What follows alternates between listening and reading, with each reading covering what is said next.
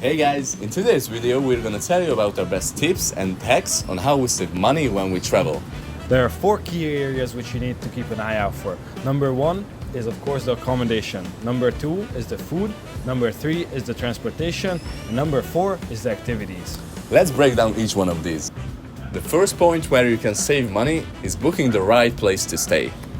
Picking a nice hostel over a hotel can already reduce the cost quite a bit, but make sure you check what neighborhood the hostel is in. We tell you this because when we stayed in Sao Paulo, actually we stayed there twice. Both times we stayed at a pretty sketchy area which the locals called Cracolandia. You can tell by the name that it wasn't the posh neighborhood of the city. It was kind of like as if we were in an episode of The Walking Dead. We do have to advise you that if you go with the cheapest option, please check that it's in a safe area. Absolutely.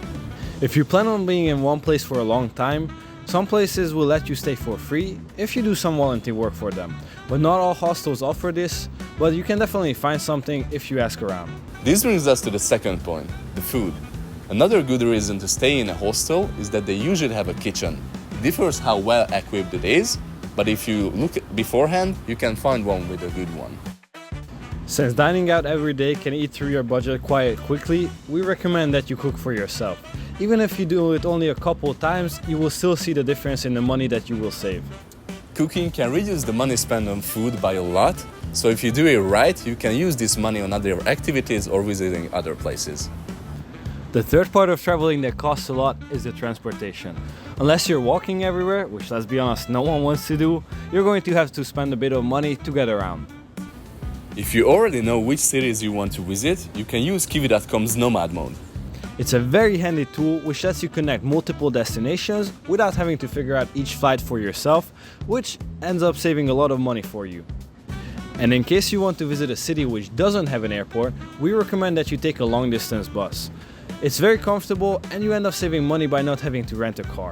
Our last tip is to take the public transportation instead of taxis or Ubers. This can save you a lot of money, but also watch out with it because in some places it can be really dangerous, so make sure to double check it.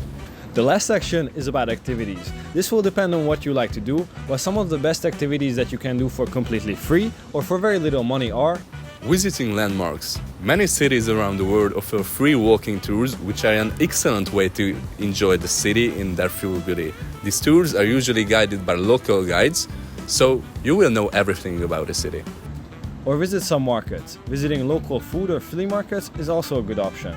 You can soak in the culture, sample some street food, which is often very cheap, and find unique souvenirs. Hiking. If you're in a city with hills or mountains around, you can just go out there and enjoy the nature in their full beauty. Or if you're into art, you can also visit some museums. A lot of museums in some cities are free or they offer discounts on certain days.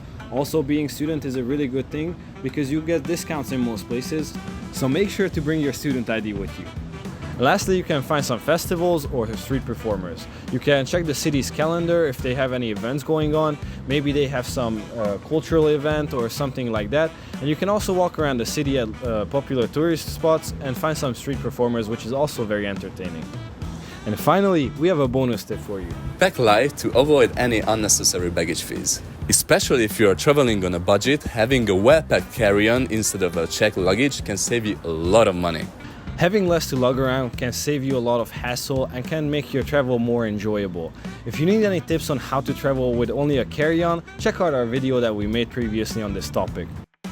We hope that you enjoyed this video and that you were able to learn something new. Let us know in the comments which one was your favorite tip. Or if you have any tips of your own, let us know.